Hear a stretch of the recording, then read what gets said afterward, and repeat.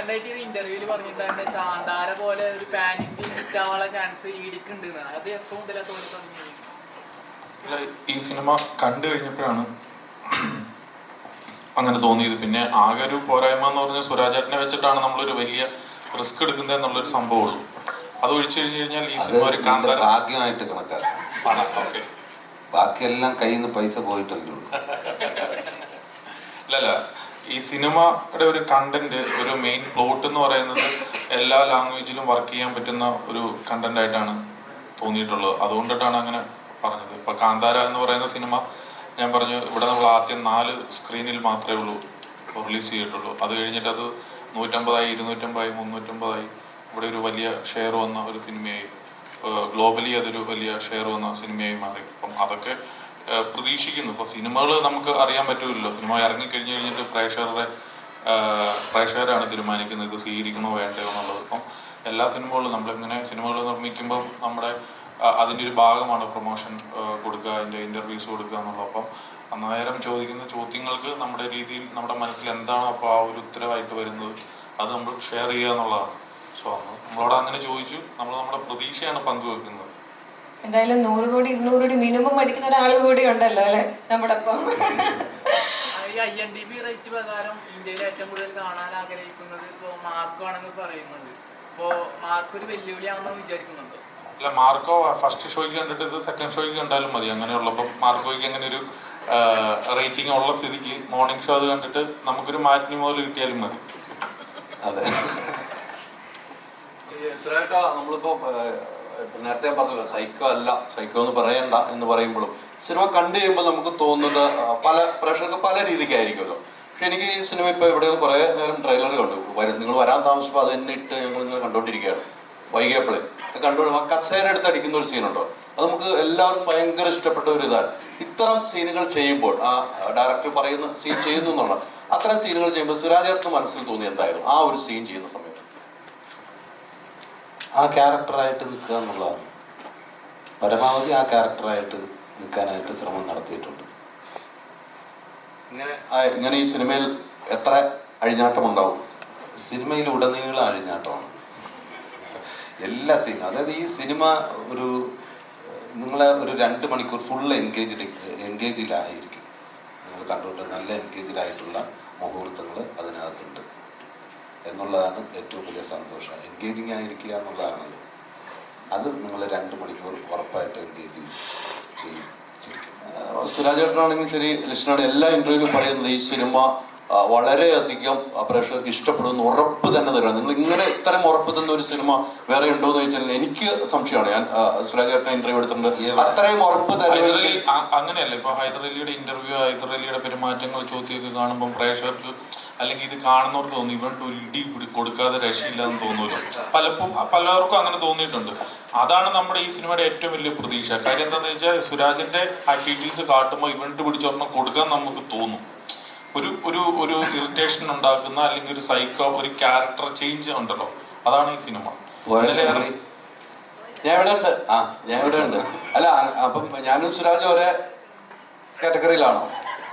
അങ്ങനെയല്ല, എല്ലാ ആരും പെർഫെക്റ്റ് അല്ല. എല്ലാ മനുഷ്യരിലും സൈക്കോ ഉണ്ട്.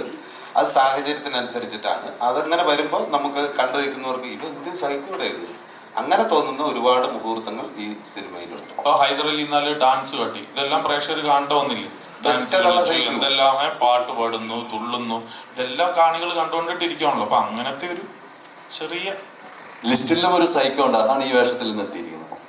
വേഷം ഇതിനൊന്നൊരു ഞാനിതിന്റെ ടൈറ്റിലിനോട് നീതി പുലർത്താൻ വേണ്ടിയിട്ടാണ്. ഞാൻ മാത്രമാണ് കുറച്ചുകൂടെ എക്സ്ട്രാ ഡീസന്റ്. ഇപ്പൊ ഗ്രേസ് ഒക്കെ ഇട്ടേക്കുന്ന കണ്ടില്ലേ?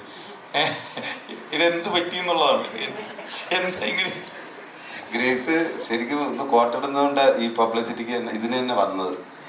നമ്മളോട് പറഞ്ഞതാ, മറ്റേ പ്രൊമോഷൻ കഴിഞ്ഞ് കഴിഞ്ഞാൽ പിന്നെ ഒന്നിനും വിളിക്കരുത്, ഒന്ന് കോട്ടിടാലോ.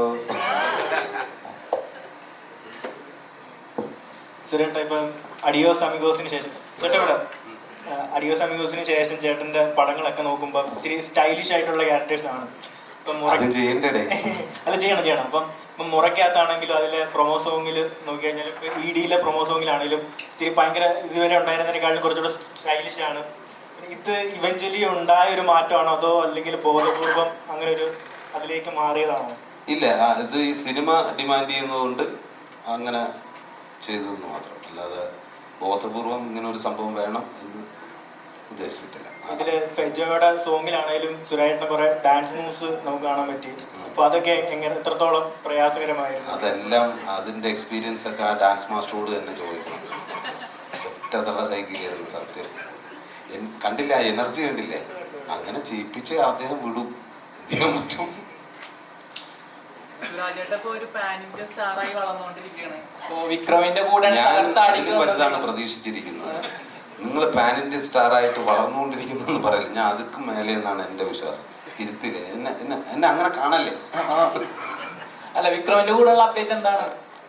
അപ്ഡേറ്റ് അത് ജാനുവരിയിലാണ് വീര ധീര ശൂര റിലീസ്. നല്ല രസകരമായിട്ട് വന്നിട്ടുണ്ട്.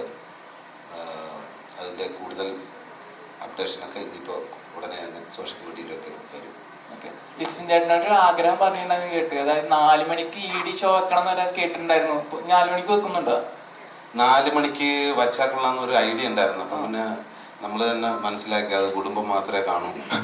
അവരും രാവിലെ വിളിച്ച് ഉണർത്തിക്കൊണ്ട് വരുന്നതിൻ്റെ ദേഷ്യവും മര്യാദയ്ക്ക് ഞാൻ പറഞ്ഞു, ഞാൻ പിള്ളേരെ സ്കൂളിൽ വിടാൻ സമയത്ത് അങ്ങേരിടാം അങ്ങനെ. പക്ഷെ അങ്ങനെ ഒരു അവസ്ഥയിലേക്ക് വരും. എങ്ങനെ ആ വ്യവസ്ഥയല്ല, 4 മണിക്ക് നമ്മുടെ ഷോ കാണുന്ന ഒരു അവസ്ഥയിലേക്ക് വരും. 4 PM വൈകിട്ട് 4 മണിക്ക് വൈകുന്നേരം, അതെ വൈകുന്നേരം 4. നമുക്ക് അതിന് ശേഷമുള്ള ഷോ മതി. അതുവരെ നമ്മൾ ഇറങ്ങിയ എല്ലാ സിനിമകളും കാണും. അല്ലു അർജുൻ, വിജയ് പോലെയുള്ള താരങ്ങളൊക്കെ വെളുപ്പിന് 4 മണിക്കും സുരാജ് പോലെയുള്ള ആർട്ടിസ്റ്റുകൾ വൈകുന്നേരം 4 മണിക്കും ഷോ വെക്കുന്നതാണ്. അത് സുരാജ് ചേട്ടന് തന്നെ ബോധ്യപ്പെട്ടിട്ടുണ്ട്.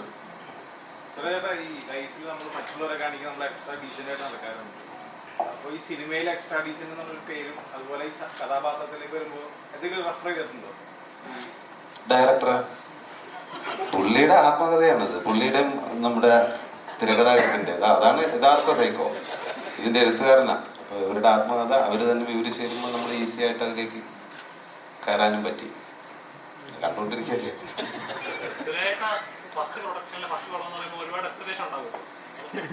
ഇപ്പോൾ ഇത്ര എക്സ്പീരിയൻസ് ഉള്ള ആക്ടറാണ് പറഞ്ഞത്. അപ്പോൾ എന്തുകൊണ്ട് ഇങ്ങനെ ഒരു പടം തന്നെ ചെയ്യാൻ കാരണം ആദ്യത്തെ പടം എന്ന് പറഞ്ഞ സാധനം ഇപ്പോഴും ഒരു ലോക്കാണല്ലോ. അപ്പോൾ എന്തുകൊണ്ടാണ് ഇങ്ങനെ ഒരു ചെയ്യുന്നത്? വേണമെങ്കിൽ ഇതിനു മുമ്പ് പ്രൊഡക്ഷൻ പോലെ തുടങ്ങി ചെയ്യാമായിരുന്നു. പൈസ കിട്ടണോടെ ആദ്യം ചെയ്യാന്നിരുന്നു. അല്ല, അത് ശരിക്കും ഞാൻ പറഞ്ഞല്ലോ, അതിൻ്റെ കഥയും കഥാപാത്രം ഇതുവരെ വരാത്തൊരു സംഭവം, ഞാൻ ഇതുവരെ ചെയ്തിട്ടില്ലാത്ത, എനിക്ക് ആ ക്യാരക്ടറും കഥയും ഭയങ്കര പുതുമയായിട്ട് തോന്നി. അതുകൊണ്ടാണ് ഫസ്റ്റ് ഓഫ് ഓൾ ഞാൻ അതിൽ വരാനായിട്ട് കാരണം.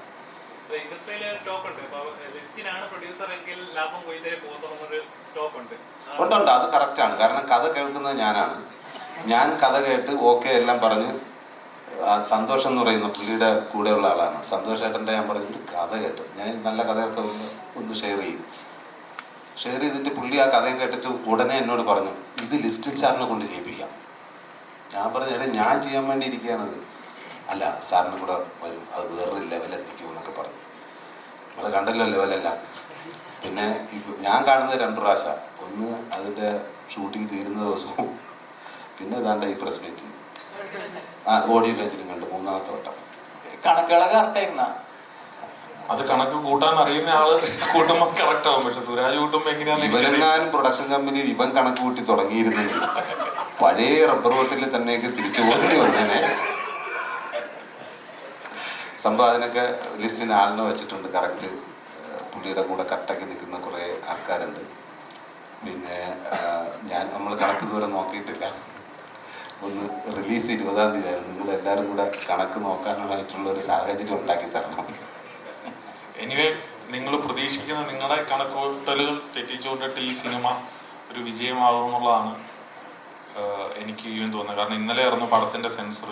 ഞാൻ സെൻസർ ഓഫീസറുമായിട്ട് പോലും സംസാരിച്ചിട്ടുണ്ടായിരുന്നു. അദ്ദേഹം ഭയങ്കര പോസിറ്റീവായിട്ട്, കാരണം നമ്മുടെ പല സിനിമകളും നമ്മൾ സംസാരിക്കാറുണ്ട്, പക്ഷെ അദ്ദേഹം വളരെയധികം പോസിറ്റീവായിട്ട് ഈ സിനിമ ഭയങ്കരമായിട്ട് എൻ്റർടൈനറാണ്, സിനിമ എല്ലാവരും നന്നായിട്ട് പെർഫോം ചെയ്തിട്ടുണ്ട്, ഇതിൻ്റെ മ്യൂസിക്കായിട്ട് എല്ലാം നല്ല രീതിയിൽ വന്നിട്ടുണ്ട്. കൃഷ്ണ ഇതൊരു വിജയിക്കുന്ന സിനിമയായിട്ടാണ് നമുക്ക് തോന്നിയിരിക്കുന്നതെന്നാണ് അപ്പം ഒരു പുറത്തുനിന്നുള്ള ഒരാൾ കണ്ടപ്പോൾ പറഞ്ഞത്. സിനിമയുടെ പല ആളുകളും കണ്ടിട്ടുണ്ട് കേട്ടോ, പല ആളുകളും അഭിപ്രായം പറഞ്ഞിട്ടുണ്ട്. സോ നമ്മൾ അതിലൊക്കെ വിശ്വസിക്കുന്നു. ചേട്ടനും പൃഥ്വിരാജും തമ്മിലുള്ള കോംബോ നമുക്കറിയാം. ഇത് എങ്ങനെയാണെന്നുള്ള ഒരു വൈബ് ഉണ്ട്, ആ ഒരു കെമിസ്ട്രി നമുക്കറിയാം. സുരാജേട്ടനുള്ള കോംബോ എങ്ങനെ ഉണ്ടായിരുന്നു? നീ ഒരു പടം ഒരുമിച്ച് പിടിക്കാൻ നിൽക്കുമോ? അത് ഞാൻ ക്രിസ്ത്യാനിയാണ്. അപ്പം ഞങ്ങളുടെ ഈ പള്ളിയിൽ കുർബാന തീർന്നു കഴിയുമ്പോൾ ഇങ്ങനെ ഒരു പ്രാർത്ഥനയുണ്ട്, വിസ്തീർണത്തിൻ്റെ ബലിവിടുമേ സുസ്തി. അപ്പോൾ അതിൻ്റെ അത് ചെന്ന് അവസാനിക്കുന്ന എന്താണെന്ന് വെച്ചാൽ ഇനി ഒരു ബലി അർപ്പിക്കാൻ ഞാൻ വരുമോ ഇല്ലയോ എന്ന് എനിക്ക് അറിഞ്ഞുകൂടാ എന്നാണ്. സോ 20-ാം തീയതി കഴിഞ്ഞ് അത് തീരുമാനിക്കും. ഇനി ഞങ്ങൾ തമ്മിൽ ഒരു സിനിമ ഒരുമിച്ചുണ്ടാവുമോ ഇല്ലയോ എന്ന് ഞങ്ങൾക്ക് അറിഞ്ഞുകൂടാ. രാജേട്ടനായിട്ട് ഇനി ഒരു അസോസിയേഷൻ എപ്പോഴാണ് ലിസ്റ്റിൻ ചേട്ടൻ? അപ്പോൾ അടുത്ത വർഷം ഞങ്ങളുടെ 2 സിനിമകളുണ്ട്. ജനഗണമന 2 അത് അതിൻ്റെ തിരക്കഥ പൂർത്തിയാകുമ്പോഴും. ഇപ്പൊ മലയാളികളെ ഏറ്റവും കൂടുതൽ കാത്തിരിക്കുന്ന സുരാജേട്ടനോടാണ്. മലയാളികൾ ഏറ്റവും കാത്തിരിക്കുന്നത് എമ്പുരാനാണ്. എമ്പുരാനിൽ ഒരു റോൾ ഉണ്ട് എന്ന് പറയുന്നുണ്ട് സുരാജേട്ടന്. അതെല്ലാം മാർച്ച് 27-ാം തീയതി അറിയാം. ഞാനതിൽ ഒരു ക്യാരക്ടർ ചെയ്തിട്ടുണ്ട്.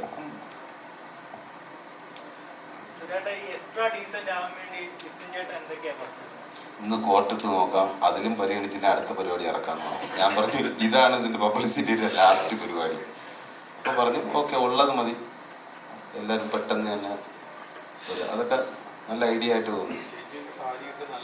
നല്ല സാരിയൊക്കെ കൊടുത്ത് ഗംഭീരാക്കി വന്ന ലിസ്റ്റിൻ ചെന്ന് ഒരു പ്രൊഡ്യൂസർ ചെന്നിട്ട് ഇല്ലേച്ചി ഇതല്ലെന്ന് പറഞ്ഞിട്ട് തട്ടി കൂട്ടി എവിടെ ഇരുന്ന കോട്ട് ഇപ്പോഴും അവരിങ്ങനെ ചൊറിയുന്നുണ്ട്. ലിസ്റ്റിൻ വെറുതെ ഇത് എടുത്തോണ്ട് തന്നിട്ട് എന്റെ പറഞ്ഞ അറബിക്കഥയുടെ കോട്ടാണെന്ന് ചോദിച്ചു. ഡയറക്ടറിന്റെ അടുത്താണ് സിനിമയിൽ വന്ന് ഇറങ്ങിയാണ്. താങ്കളുടെ പ്രതീക്ഷ വലുതാണ്.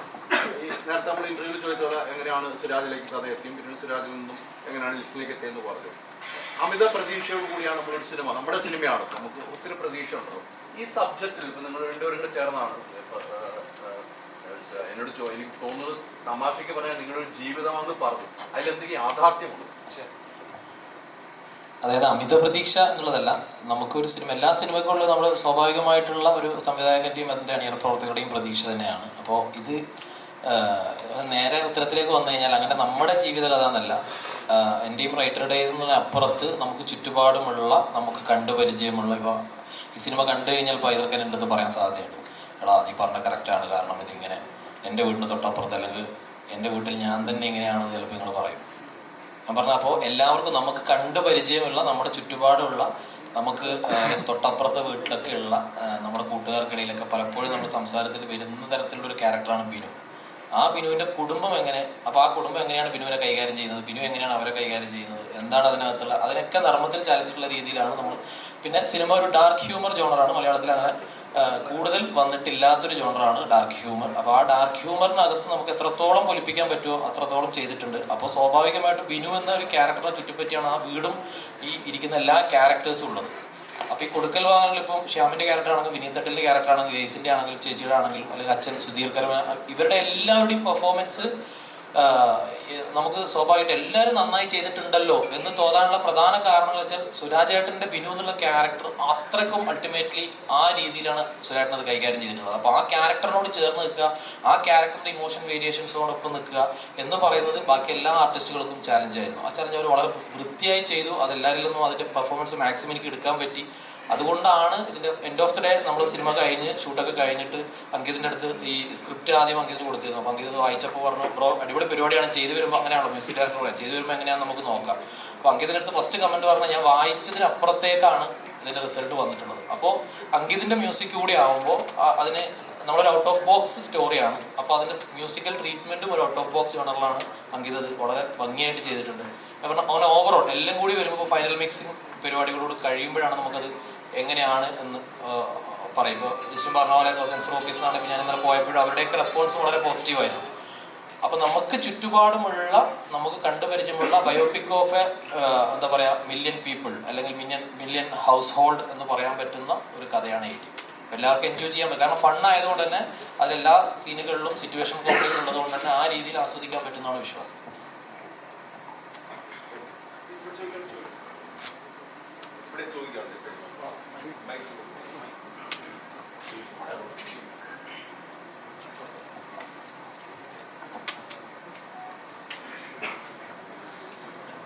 മ്യൂസിക് ഡയറക്ടറിനോടാണ്. ഓൾറെഡി ഇപ്പൊ ഹിറ്റാണല്ലോ സോങ്. ഇനി ഇതിനകത്ത് വേറൊരു പാട്ടുണ്ടോ ഹിറ്റാവാൻ? ഹിറ്റായാൽ നല്ലതാണ്. പക്ഷേ we have made few songs, 5-6 പാട്ടുകളുണ്ട്. സിനിമയുടെ സ്റ്റോറി ടെല്ലിങ്ങിനെ സപ്പോർട്ട് ചെയ്ത് പോകുന്ന പാട്ടുകളാണ്.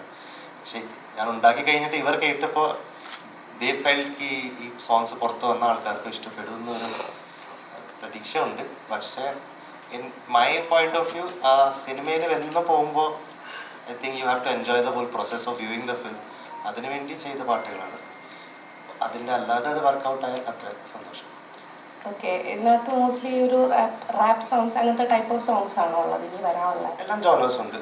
റാപ്പിൻ്റെ promotional track was a mixture of Vijayalakshmi ചേച്ചി പാടിയതും തിരുമാലിയുടെ ഒരു കോമ്പിനേഷൻ ആയിരുന്നു. 2 വോയിസസ് ഭയങ്കര ഇഷ്ടപ്പെട്ട വോയിസസ് ആണ്. അപ്പോൾ അവർ യൂസ് ചെയ്യാൻ പറ്റിയ ട്രാക്കിൽ അതിൻ്റെ ഒരു ഐ വാസ് എക്സൈറ്റഡ് ഫോർ.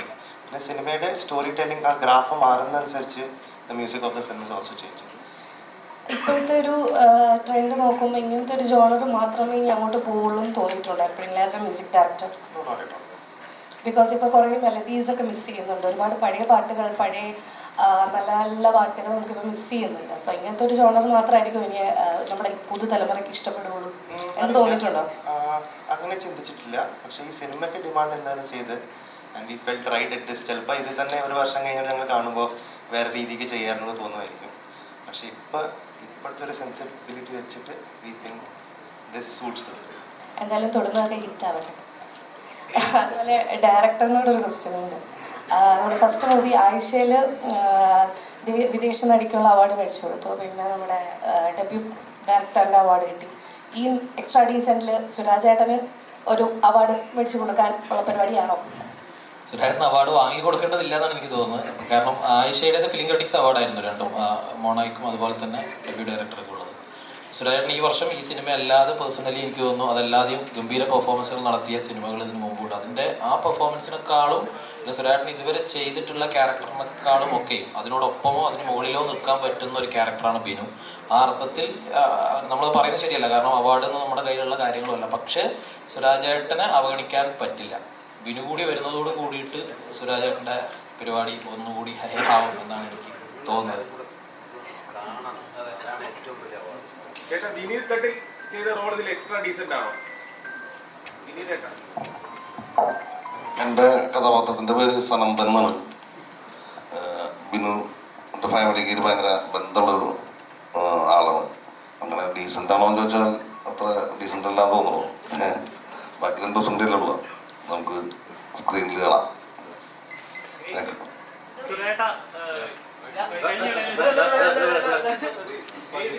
സുരാജിന്റെ കൂടെ 2ാമത്തെ ഫിലിമാണ്. ഓൾറെഡി നിങ്ങൾ ഗംഭീരമായിട്ടുള്ള പ്രകടനം കാഴ്ചവെച്ചപ്പോൾ ആ ഒരു എന്താ പറയുക റാമ്പോ ഉണ്ട്. വീണ്ടും ഈ സിനിമയിൽ ഒന്നിച്ചപ്പോൾ നിങ്ങൾ കഴിഞ്ഞിട്ട് എന്തെങ്കിലും രീതിയിൽ പെർഫോമൻസ് പടത്തിൽ ചെയ്തിട്ടുണ്ടോ? എത്രത്തോളം ഗ്രേറ്റ്ഫുൾ ആണ്? കയ്യിൽ നിന്ന് ഒരുപാട് ഇടാനുള്ള അവസരം തന്നിരുന്നു. നല്ല ഫ്രീഡം തന്നൊരു ഡയറക്ടറായിരുന്നു. എസ്പെഷ്യലി നമ്മൾ ഹ്യൂമർ, ഇത് ഡാർക്ക് ഹ്യൂമർ പരിപാടിയും കൂടെയാണ്. ഞാൻ സുരാജേട്ടൻ്റെ കൂടെ മുന്നേ വർക്ക് ചെയ്തത് നാഗേന്ദ്രൻസ് ആണ്. ഹ്യൂമർ ചെയ്യുമ്പം ഏറ്റവും കൂടുതൽ നമ്മൾ ശ്രദ്ധിക്കേണ്ടതും ഏറ്റവും കൂടുതൽ നമുക്ക് കിട്ടുന്ന ഒരു അനുഗ്രഹമാണ് നമ്മുടെ കൂടെ നിൽക്കുന്ന കോ ആക്ടർ നമ്മളെ എത്രത്തോളം നമ്മുടെ ക്യാരക്ടർ അപ്ലിഫ്റ്റ് ചെയ്യാനായിട്ട് സഹായിക്കുന്നു എന്നുള്ളത്. അത് സുരാജേട്ടൻ്റെ കൂടെ നിൽക്കുമ്പോൾ ഞാൻ ഒരുപാട് കാര്യങ്ങൾ എങ്ങനെയാണ് സുരാജേട്ടനെ അതിനെ ആ ക്യാരക്ടറിനെ അപ്രോച്ച് ചെയ്യണം എന്നുള്ളതൊക്കെ നാഗേന്ദ്രൻസിൽ ഓൾറെഡി കണ്ട് എനിക്ക് പരിചയമുണ്ട്. അതിൽ ഞാൻ ഭാര്യയായിട്ടാണ് അഭിനയിച്ചത്. അതിലെനിക്ക് കിട്ടുന്ന ഫ്രീഡം വേറെയാണ് ആസ് എ ക്യാരക്ടർ. പക്ഷേ ഇതിൽ ഞാൻ സഹോദരിയായിട്ടാണ് വരുന്നത്. അപ്പോൾ എനിക്ക് ആക്ച്വലി ഒരു നമ്മൾ നോർമലി ആസ് എ പേഴ്സൺ നമ്മൾ ഭാര്യ സംസാരിക്കുന്ന പോലെ അല്ലല്ലോ സഹോദരി സംസാരിക്കുക. അപ്പം അതിനകത്ത് വരുമ്പം അതിൽ കുറേ വ്യത്യാസങ്ങളുണ്ട്. സുരാജേട്ടൻ നാഗേന്ദ്രൻസിലെ ക്യാരക്ടർ എന്ന് പറയുന്നത് കുറച്ചും കൂടെ മീറ്റർ താഴെയാണ്. ഇതിൽ ബിനുവിൻ്റെ ക്യാരക്ടർ ഈ ഇവിടെയുള്ള എല്ലാ ക്യാരക്ടറിനേക്കാളും മുകളിൽ നിൽക്കുന്ന ഒരു മീറ്ററാണ് ബിനുവിൻ്റെ ക്യാരക്ടറിന്. അപ്പം അങ്ങനെ ഒരുപാട് സിറ്റുവേഷനിലൂടെ പോകുന്ന ക്യാരക്ടറാണ്. അപ്പം എസ്പെഷ്യലി നമുക്ക് കൂടെ വരുന്ന ആക്ടർ നമ്മൾ എത്രത്തോളം ഹെൽപ്പ് ചെയ്യുന്നു അതനുസരിച്ച് നമ്മുടെ ഓരോ ഷോട്ടുകൾ ബെറ്റർ ആവും, ഓരോ സീനുകൾ ബെറ്റർ ആവും, അങ്ങനെ സിനിമ ബെറ്റർ ആവും. എനിക്ക് സുരാജേട്ടൻ്റെ കൂടെ വർക്ക് ചെയ്യുമ്പോൾ കിട്ടുന്ന ഏറ്റവും വലിയൊരു പോസിറ്റീവ് സൈൻ എന്ന് പറഞ്ഞു കഴിഞ്ഞാൽ നമ്മളുടെ ഡയലോഗ്സും നമ്മൾ ചെയ്യാൻ പോകുന്ന എല്ലാ കാര്യങ്ങളും പുള്ളി ഭയങ്കര അവെയറാണ്. ആ സീനിന് മുഴുവൻ ഏതൊരു ആക്ടർ കൂടെ വന്നാലും അവർ ചെയ്യാൻ പോകുന്ന എല്ലാ കാര്യങ്ങളെയും പറ്റി പുള്ളി ചോദിച്ചറിയും. എല്ലാ കാര്യങ്ങളെയും പറ്റി തലേദിവസം ശ്യാമനെയൊക്കെ തലേദിവസം വിളിച്ച് ഭീഷണിപ്പെടുത്തും, നാളെ എന്താടാ നീ ചെയ്യാൻ പോകണമെന്ന് ചോദിച്ചിട്ട്. അപ്പോൾ ഇന്ന് പോസിറ്റീവ്. അപ്പോൾ അങ്ങനത്തെ ഒരു ഇൻവോൾവ്മെന്റ് സുരാജേട്ടന് എസ്പെഷ്യലി ഈ സിനിമയിലുണ്ടായിരുന്നു. ഞാൻ പ്രൊഡ്യൂസറും കൂടിയാണല്ലോ. നമ്മൾ അങ്ങനെ ചെയ്യാൻ പോകുന്നത് എന്താണെന്ന് പുള്ളിക്ക് ഒരു അവയർനെസ് ഉണ്ടാവണമല്ലോ. അപ്പം സുരാജേട്ടൻ അങ്ങനത്തെ കാര്യങ്ങളിലൊക്കെ ഭയങ്കര ഇൻവോൾവ് ആയിരുന്നു ഈ സിനിമയിൽ. അതെല്ലാം നന്നായിട്ട് തന്നെ വന്നിട്ടുണ്ടെന്നാണ് എനിക്ക് വിചാരിക്കുന്നത്.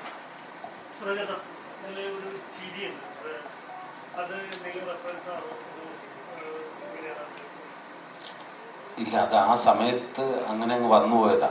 പിന്നെ അത് ഇടയ്ക്കിടയ്ക്ക് കാര്യം. അതെ അതെ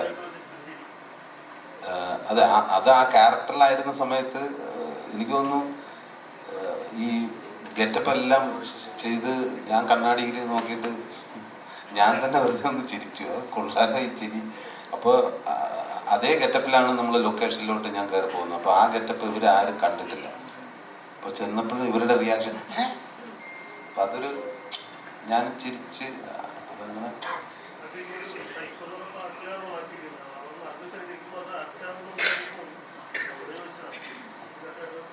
അത് ഡയറക്ടർ പറഞ്ഞു അത് ഓക്കെയാണ്, പക്കയാന്ന് പറഞ്ഞു.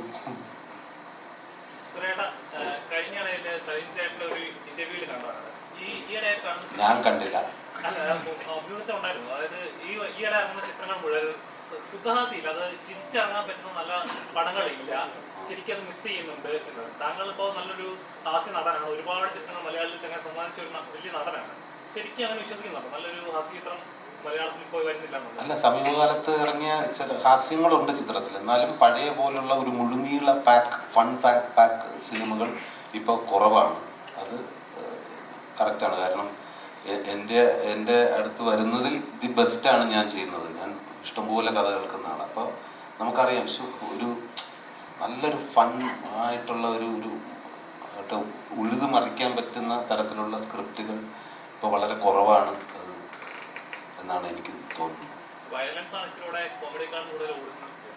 അതെ അതെ, ഇപ്പോൾ വയലൻസും അങ്ങനെയുള്ള പരിപാടിയൊക്കെയാണ്. അതല്ല, പിന്നെ മാറി മാറി വരും. ഹ്യൂമറിന് എന്നും നിലനിൽപ്പുണ്ട്. അത് പ്രപഞ്ച സത്യമാണ്. ചിരിക്കാൻ എല്ലാവർക്കും ഇഷ്ടമാണല്ലോ. ഏതാ?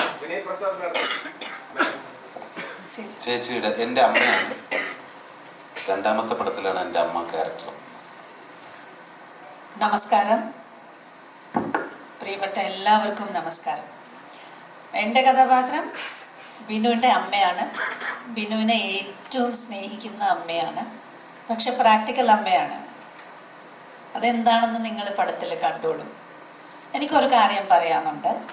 ഈ കോട്ട് ഇട്ടിരിക്കുന്ന ഈ സംഭവമില്ലേ, ഞങ്ങൾക്ക് ആദ്യമായിട്ട് ഈ കോട്ട് തരുമ്പം ഞാൻ പറഞ്ഞു, അയ്യോ ഈ സാരിക്ക് ഒട്ടും ചേരുന്നില്ലേ കോട്ട്, വേണ്ട വേണ്ട വേണ്ട എന്ന് പറഞ്ഞു. അപ്പോൾ ഗ്രേസ് പറഞ്ഞു, അയ്യോ കോട്ട് വേണ്ട, കോട്ട് ഇടുന്ന പോലത്തെ ഡ്രസ്സല്ല ഞാൻ ഇട്ടിരിക്കുന്നത്. അപ്പോൾ ഈ ദിൽനയും പറഞ്ഞു, അയ്യോ കോട്ട് വേണ്ട കോട്ട് വേണ്ടെന്ന്. കോസ്റ്റ്യൂമർ ഇത് കൊണ്ടു തന്നപ്പോഴാണ് ഞങ്ങൾ ഇതൊക്കെ പറഞ്ഞത്. അപ്പോഴാണ് ഈ മുഴുവൻ ടീം കോട്ട് ഇട്ടിട്ട് റൂമിൽ കയറി വന്നിട്ട് ലിസ്റ്റിഞ്ചി പറയാൻ തുടങ്ങി. ഇത് നോക്കൂ, നമുക്കൊരു 10 മിനിറ്റ് ഒരു പോസാക്കാൻ വേണ്ടിയിട്ട് ഇതൊരു വാർത്തയാവും, ഇതൊരു ഇതാവും, സംഭവമാടും കേട്ടോ, ഇതൊന്ന് ഇടണം, അല്ല നോക്കൂ ഇതൊന്ന് ഇട്ട് നോക്കൂ എന്ന് പറഞ്ഞിട്ടാണ് ഒരു 10 മിനിറ്റ് ഇട്ടിട്ട് ഒന്ന് മാറ്റിയാൽ മതി എന്നാണ് പറഞ്ഞത്. പക്ഷേ അവിടെ ഞങ്ങളെ സമ്മതിപ്പിച്ച് ഇത് ഇടാനായിട്ട് നിർബന്ധിച്ചു. പക്ഷെ ഇതുവരെ ഇട്ടുകൊണ്ടിരിക്കുന്നു, ഞങ്ങൾ കംഫർട്ടബിളായി. സോ ഇങ്ങനെ ഈ സമ്മതിപ്പിക്കാനുള്ള ഒരു കഴിവാണ് ലിസ്റ്റിൻജിക്ക് ഉള്ളത്. അതുകൊണ്ടാണ് അവരുടെ പടങ്ങൾ വ്യത്യസ്തമായിരിക്കുന്നു എന്നാണ് ഞാൻ പറഞ്ഞു വന്നത്.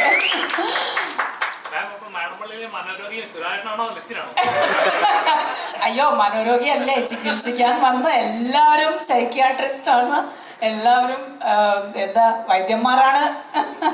പിന്നെ ആമിർജി ആദ്യമായിട്ട് ഈ പടത്തിനെ കുറിച്ച് ഈ കഥ എനിക്ക് പറഞ്ഞു തരുമ്പോൾ എനിക്ക് പല ചോദ്യങ്ങളുണ്ടായിരുന്നു അങ്ങോട്ട്.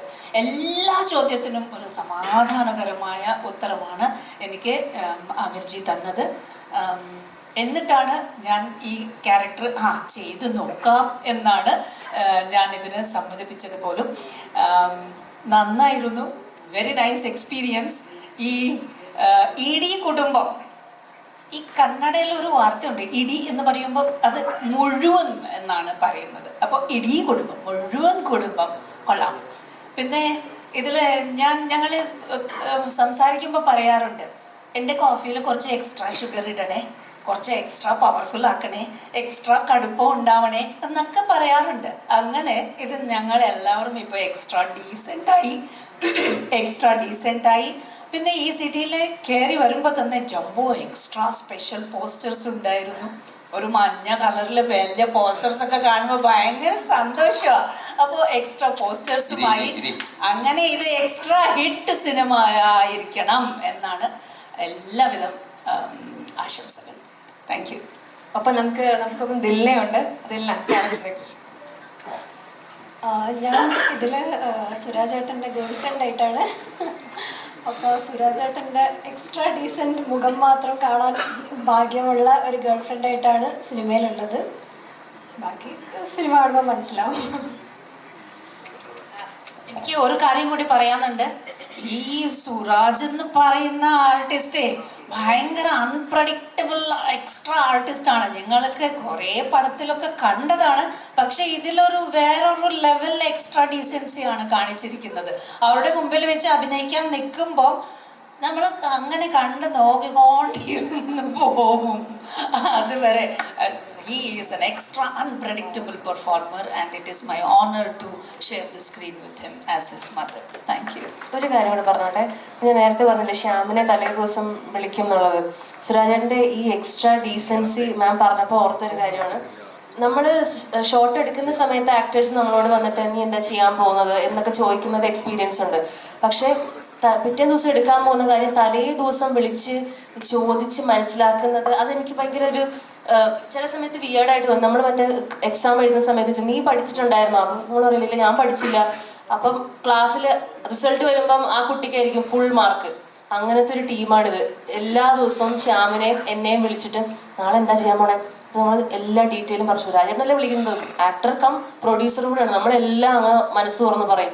പിറ്റേ ദിവസം വന്ന് നിന്നിട്ട് നേരെ നമ്മൾ പറഞ്ഞതിൻ്റെ അപ്പുറമാണ് ചെയ്യണം. നമ്മളവിടെ നിന്നിട്ട് ഇതെന്താ ഈ മനുഷ്യൻ ഇങ്ങനെ ചെയ്യണേ എന്ന് തോന്നിപ്പോകുന്ന രീതിയിലൊരു പെർഫോമൻസ് ആണ് പുള്ളി കാഴ്ചവെക്കുന്നത്. ഇതിൻ്റെ പോസിറ്റീവ് ഞാൻ പറയാൻ ശ്രമിക്കുന്നത്, പുള്ളി മാം പറഞ്ഞത് 100% കറക്റ്റാണ്. അൺപ്രഡിക്റ്റബിൾ ആണ്. നമ്മൾ പിടിച്ചു നിന്നാലേ നമുക്ക് അവിടെ നിലനിൽപ്പുള്ളൂ എന്ന് പറയുന്ന ഒരു കൈൻഡ് ഓഫ് പെർഫോമൻസ് ആണ് ബിനു ഇതിനകത്ത് ചെയ്തു വെച്ചിരിക്കുന്നത്.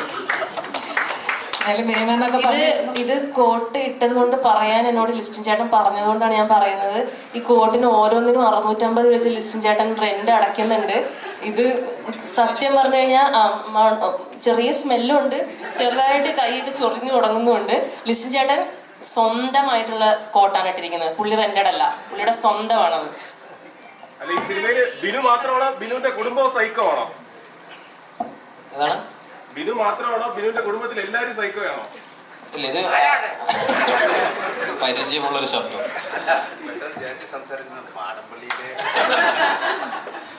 അല്ല, സൈക്കോ നേരത്തെ നമ്മൾ പറഞ്ഞ പോലെ ഇതങ്ങനെ സൈക്കോ എന്ന പോയിന്റിൽ മാത്രം നിർത്താൻ പറ്റുന്നതല്ല. ഓരോരുത്തരും ഫാമിലിയും അങ്ങനെ എല്ലാവരും സുരാജേട്ടന്റെ ക്യാരക്ടർ ഫ്ലേവറിന് അകത്ത് നിൽക്കുന്ന ആൾക്കാരാണ്.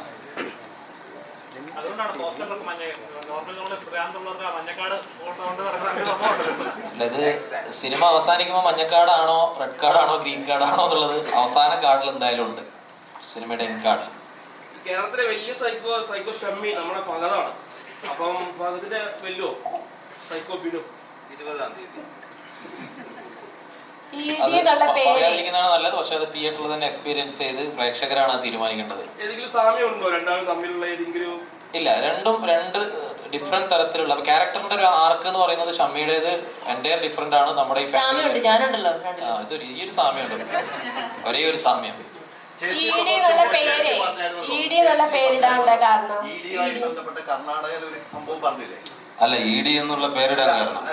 എക്സ്പീരിയൻസ്ഡ് ഗായ്. അപ്പൊ പിന്നെ ആ പേരിട്ടത്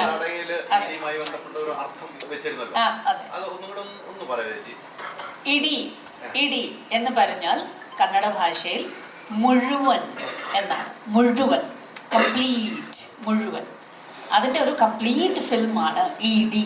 അങ്ങനെയാണ് ഞാൻ പറഞ്ഞത്. കന്നഡയിൽ ഡബിങ് ചെയ്തു എന്ന് വെച്ചു. അപ്പോൾ ഇത് എക്സ്ട്രാ ഡീസെന്റ് എന്നുള്ള കന്നഡ ആൾക്കാർക്ക് പ്രത്യേകിച്ച് ഇതൊരു നല്ല പേരായിരിക്കും, ഇടി. മുഴുവൻ കംപ്ലീറ്റ് ഫിലിം എന്ന്. കന്നഡ ED ആയിട്ടുള്ള ബന്ധം ഞാൻ ചോദിച്ചില്ല, പക്ഷെ ഇംഗ്ലീഷ് എക്സ്ട്രാ ഡീസന്റ് പറഞ്ഞു തന്നിട്ടുണ്ട്. എന്താണ് എന്താണ് എന്താണ് നീ എന്നെ ഇവിടെ ഇരുന്ന് സിനിമ ജയിക്കാൻ സമ്മതിക്കത്തില്ലല്ലേ? ഏതു നേരം അവിടെ പോയി ഇന്റർവ്യൂ കൊടുക്കുന്ന സ്ഥിതി വരും. അല്ല അല്ല ജീവിതത്തിലെ ED-യുമായിട്ടുള്ള ഇതിന്റെ ഒരു കണക്ഷൻ ഇതിലിപ്പം ഒത്തിരി ED കയറി അങ്ങനല്ലേ, ഇത് സിനിമയുടെ ED ആണല്ലോ. അതിനെ ഓർമ്മിപ്പിക്കാനാണ് ഈ കോട്ടസ് കിട്ടുന്നത്. ഇത് സിനിമയുടെ ED ആണ്. അതായത് ഇപ്പം നമുക്ക് ചുമ്മാ ഇപ്പൊ നമ്മൾ എപ്പോഴും ഒരു പേടിയോടെ അല്ലെങ്കിൽ നമുക്ക് ഒരു റെസ്പെക്റ്റോടെ അല്ലെങ്കിൽ അങ്ങനെ ഒരു കാണേണ്ട ഒരു കാര്യമാണ് ED എന്ന് പറഞ്ഞാൽ നമ്മൾ കേട്ടിട്ടുള്ള ഒരു ED എന്ന് പറയുന്നത്. ഇതിപ്പം അതുകൊണ്ടിട്ടാണ് അത് ആ ED ആയിട്ട് യാതൊരു ബന്ധവും ഇല്ല എന്ന് നമ്മൾ ഒരിക്കൽ കൂടെ വീണ്ടും വീണ്ടും ഓർമ്മിക്കുന്ന വിധത്തിലാണ് നമ്മൾ എക്സ്ട്രാ ഡീസന്റ് എന്ന് കാരണം നാളെ അവിടെ നിന്ന് ലെറ്റർ വരാൻ പാടില്ലല്ലോ. നല്ല ഹിറ്റൊക്കെ ആയി കഴിയുമ്പോൾ വരട്ടെ, ഇൻകം ടാക്സോ ED-യോ ആർക്ക് വേണേലും വരാലോ. സുരാജേട്ടൻ ഒരു ടൈറ്റിൽ കൊടുക്കുകയാണെന്നുണ്ടെങ്കിൽ ഇപ്പൊ ഇത്രയും പേര് പറഞ്ഞതിനകത്ത് എല്ലാവരും പറഞ്ഞ സുരാജേട്ടൻ ഒരു അൺപ്രഡിക്റ്റബിൾ സ്റ്റാർ എന്നല്ല, അങ്ങനെ ഒരു ടൈറ്റിൽ കൊടുക്കാൻ പറ്റുമോ? ഇല്ല, ഞാൻ ദശമൂലം ദാമു, അതാണ് നമ്മൾ കൂടുതൽ കണ്ടിട്ടുള്ളത്. ഞാൻ പേഴ്സണലി ഭയങ്കരമായിട്ട് ചിരിച്ചിട്ടുള്ള ഒരു ക്യാരക്ടർ എന്ന് പറയുന്നത് അതാണ്. അപ്പം അങ്ങനെ ഒരു സ്ക്രിപ്റ്റ് എഴുതി വരുവും അങ്ങനെ ഒരു ക്യാരക്ടറിനെ ഡെവലപ്പ് ചെയ്ത് വരുമൊക്കെ ചെയ്ത് സുരാജേട്ടൻ ഇങ്ങനെ ഒരു സംഭവം റെഡി ആയിട്ടുണ്ടെന്ന് പറയുകയാണെങ്കിൽ നമ്മൾ ഭയങ്കര സന്തോഷത്തോടെ ആ ക്യാരക്ടർ ഒരു സിനിമയാക്കി മാറ്റുമ്പോൾ അതിൻ്റെ ഒരു പാർട്ടാവാനായിട്ട് നോക്കും. കാരണം ഞാൻ ഒരുപാട് ചിരിച്ചിട്ടുള്ള ഒരു സിനിമയിലെ ഒരു ക്യാരക്ടറാണ്.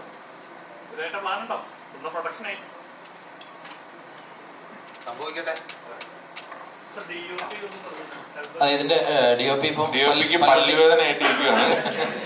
പല്ലൊട്ടിയും അതുപോലെ തന്നെ കൽബും ഒക്കെ ചെയ്ത ഷാരോണിന്റെ 3ാമത്തെ സിനിമയാണ് ഷാരോൺ. അതെ അതെ അതെ അതെ ആക്ച്വലി ഇത് എൻ്റെ 3rd ഫിലിമാണ്.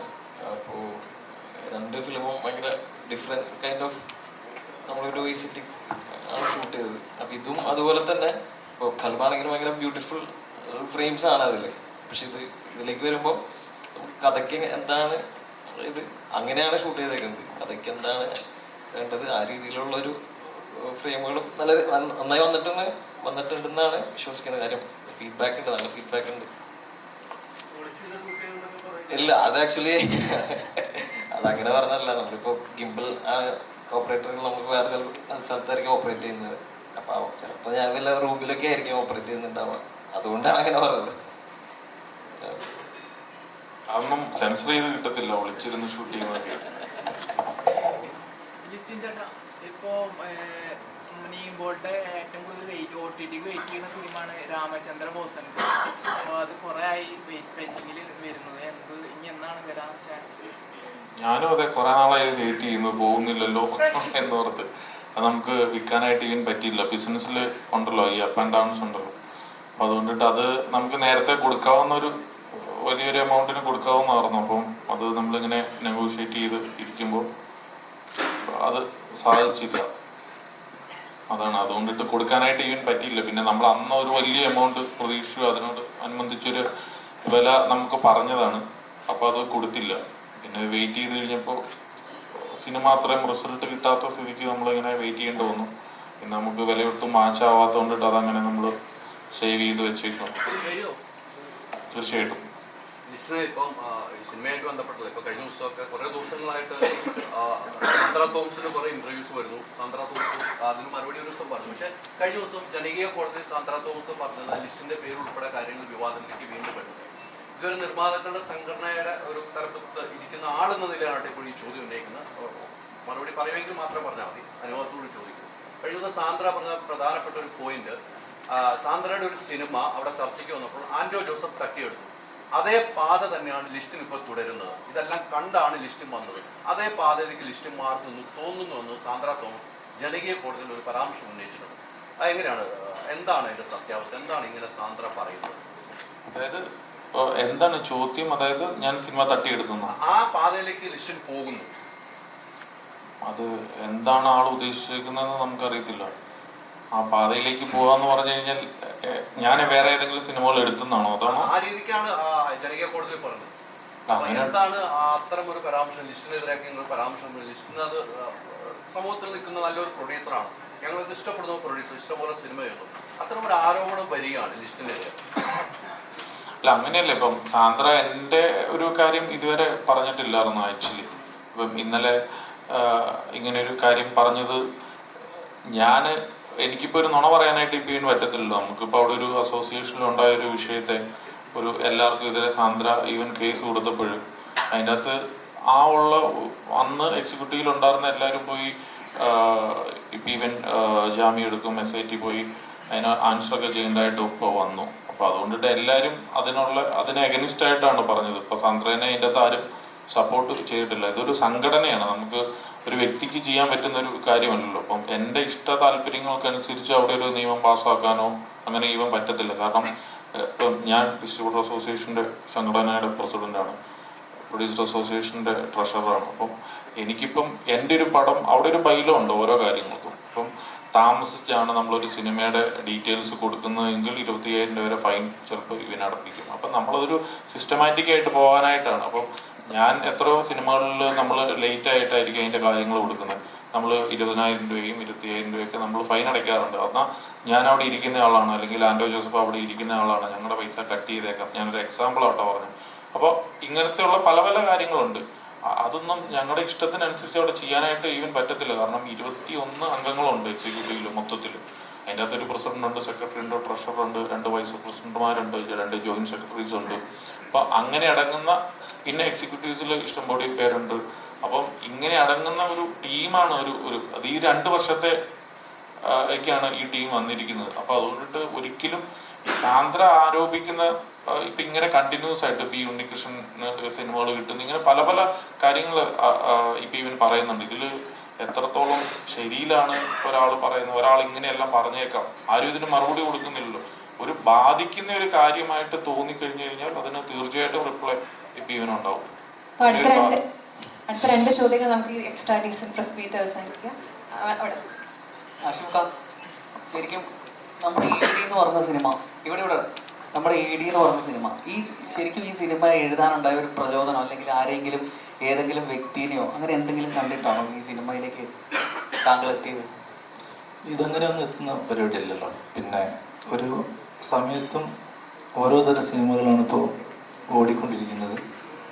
ഇപ്പോൾ സൂക്ഷ്മദർശിനി പോലെയുള്ള സിനിമകൾ അപ്പോൾ ട്രെൻഡിനനുസരിച്ചിട്ട് ചിന്തിക്കുക, അതിനനുസരിച്ചുള്ള സിനിമകൾ തയ്യാറാക്കുന്ന ശ്രമം നടത്തുക, അതിനനുസരിച്ചുള്ള കഥാപാത്രങ്ങളെ ചെയ്യാൻ കഴിയുന്ന നടന്മാർ, പ്രൊഡ്യൂസേഴ്സ് അവരെടുത്തെത്താനുള്ള ശ്രമം നടത്തുക. അതിൽ ഞങ്ങൾ വിജയിച്ചു എന്നുള്ളത് കൊണ്ടാണ് ഇത്രയും ആളുകൾക്ക് മുമ്പ് ഞങ്ങൾക്കിപ്പോൾ ഇരിക്കാൻ കഴിയുന്നത് എന്നാണ് വിശ്വാസം. അത്രയേ ഉള്ളൂ. അല്ലാതെ ഒരാളെ കണ്ടിട്ട് അയാളെ പോയി ബാക്കപ്പ് പേപ്പറും പെന്നെടുത്ത് പോയിട്ട് എഴുതിയെടുക്കുന്ന പരിപാടിയല്ല ഈ സ്ക്രിപ്റ്റ് റൈറ്റിംഗ് എന്ന് പറയുന്നത്. അത് നമുക്ക് സമയത്തിന് അനുയോജ്യമായിട്ട് സിനിമ ചെയ്യാൻ എന്താണോ ആവശ്യം ആ ത്രെഡിലേക്ക് നമ്മൾ എത്തുക എന്നുള്ളതാണ്. അതാണ് EDയിലും സംഭവിച്ചിട്ടുള്ളത്. നമ്മുടെ ലാസ്റ്റ് ക്വസ്റ്റ്യൻ. പലപ്പോഴും ഈ വലിയ IPL വരുന്ന പടങ്ങൾക്ക് വേണ്ടി പരാജയപ്പെടുന്നുണ്ട്. ഇപ്പോൾ അന്യഭാഷാ ചിത്രങ്ങളാണ് കൂടുതലായിട്ട് അങ്ങനെ വരുന്നത്. അപ്പോൾ ആദ്യം ലിസ്റ്റിൻ ചേട്ടനാണ് കുറേ പടങ്ങൾ എക്സിക്യൂട്ട് ചെയ്യുന്നത്. അപ്പോൾ അങ്ങനെ ചെയ്യുന്നില്ല, എന്താണ് ഇതിന് കാരണം? അല്ല അങ്ങനെയല്ല, ഇപ്പോൾ പല സിനിമകളും ഓവർ റേറ്റഡ് ആയിട്ടാണ് പോകുന്നത്. നമ്മളൊക്കെ ഈ വലിയ റിസ്ക് എടുത്തിട്ടാണ് സിനിമകൾ എടുക്കുന്നത്. കാരണം നമ്മൾ വിജയുടെയൊക്കെ കണ്ടിന്യൂസ് 3-4 സിനിമകൾ ഞാൻ തന്നെയാണ് ചെയ്തിരുന്നത്. അപ്പോഴൊക്കെ എന്താണെന്ന് വെച്ച് കഴിഞ്ഞാൽ അതിനൊരു റേറ്റ് ഉണ്ടായിരുന്നു. നമ്മൾ മാക്സിമം സിനിമകൾ ഒരു MG രൂപത്തിൽ ഒരു നിശ്ചിത എമൗണ്ട് കൊടുത്തിട്ട് നമ്മൾ വാങ്ങണം. ഇപ്പം എന്ന് പറഞ്ഞു കഴിഞ്ഞാൽ വേറെ ആൾക്കാരൊക്കെ വന്നിട്ട് ഭയങ്കരമായ ഭീമമായിട്ടുള്ള വില കൊടുത്ത് വാങ്ങും. അതിനോട് നമുക്ക് കോമ്പീറ്റ് ചെയ്യാനായിട്ട് പറ്റത്തില്ല.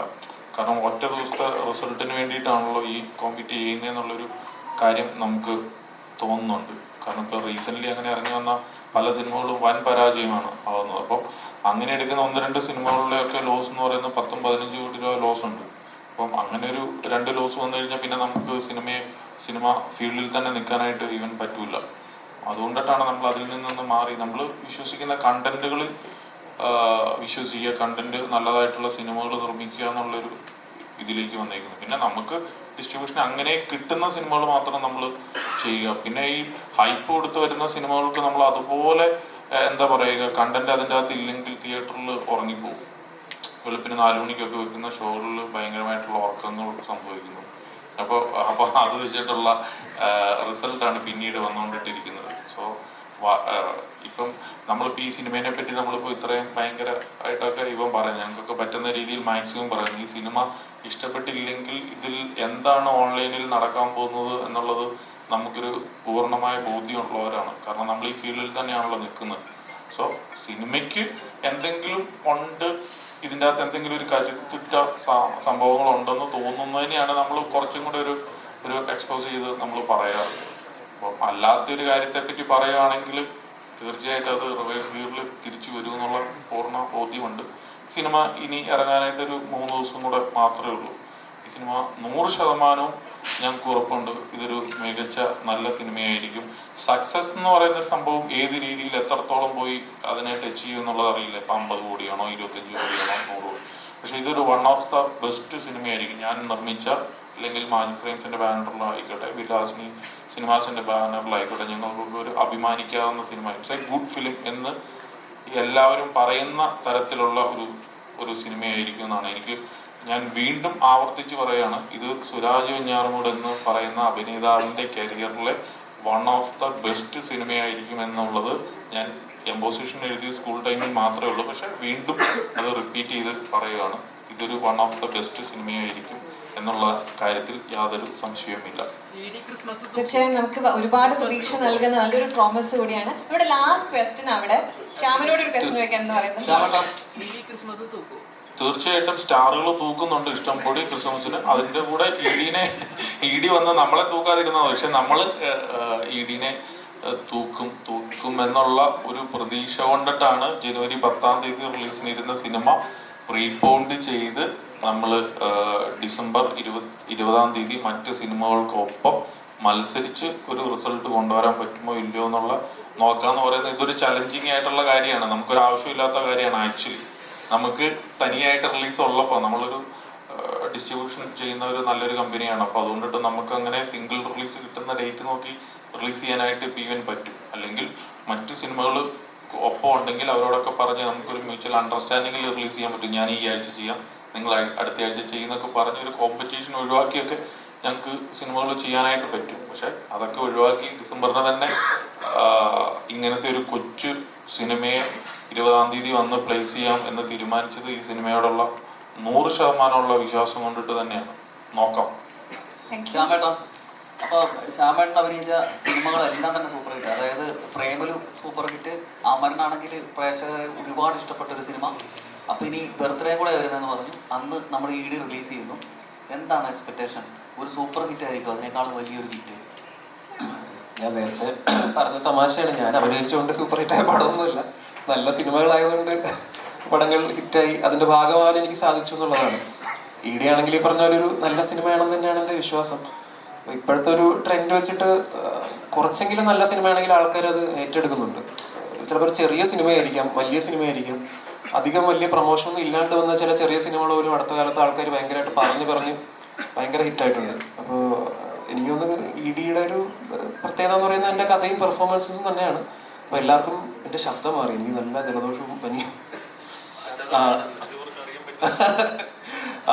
അപ്പോൾ അതുകൊണ്ട് തന്നെയാണ് എനിക്ക് ഈ സിനിമയുടെ ഒരു ഭാഗമാവാൻ സാധിച്ചു എന്നുള്ളത് തന്നെയാണ് ഏറ്റവും വലിയ സന്തോഷം. അപ്പം ഈ വർഷം തന്നെ പ്രേമലു, അമരൻ, അതിൻ്റെ ഒപ്പം ED പോലൊരു സിനിമയുടെ ഭാഗമാവാൻ സാധിച്ചു എന്നുള്ളൊരു സന്തോഷമുണ്ട്. ആ പടവും ഈ പറഞ്ഞ പോലെ 50 കോടി 100 കോടിയൊക്കെ പോകുന്നു ആഗ്രഹിക്കുന്നു. നമ്മളെല്ലാവരും ആഗ്രഹിക്കുമല്ലോ നമ്മുടെ പടം വലിയൊരു സക്സസ് ആവണം. അത്ര തന്നെയാണ് നമ്മുടെ ആഗ്രഹം. Thank you very much all of you. ബിനുവിന്റെയും ഫാമിലിയുടെയും അടിഞ്ഞാട്ടത്തിനായിട്ട് നമുക്ക് 3 ദിവസം കൂടി കാത്തിരിക്കാം. നേരത്തെ പറഞ്ഞതുപോലെ extra decent movie Christmas New Year ഒക്കെ തൂക്കും എന്ന ആശംസയോടുകൂടി പ്രതീക്ഷയോടുകൂടി thank you very much all of you. Thank you. നമ്മുടെ എക്സ്ട്രാ ഡീസന്റ് ടീം നല്ല ഡീസന്റ് ആയിട്ട് ഒരു കൈയടി കൊടുക്കാം അല്ലേ? താങ്ക് യു, ഒരുപാട് നന്ദി. നമ്മുടെ ED അപ്പോൾ 20-ാം തീയതി തിയേറ്ററിൽ എത്തുകയാണ്. 20-ാം തീയതി തൊട്ട് സിനിമ സംസാരിക്കട്ടെ. നമുക്കൊപ്പം തന്നെ വലിയ 3-4 പടങ്ങളും കൂടെ ഇറങ്ങുന്നു. അവരും തൂക്കട്ടെ, ഒപ്പം നമുക്കും കൂടെ ഒരു സ്പേസ് തന്നാട്ടെ. അല്ലേ? അത്രേ ഉള്ളൂ. Thank you very much.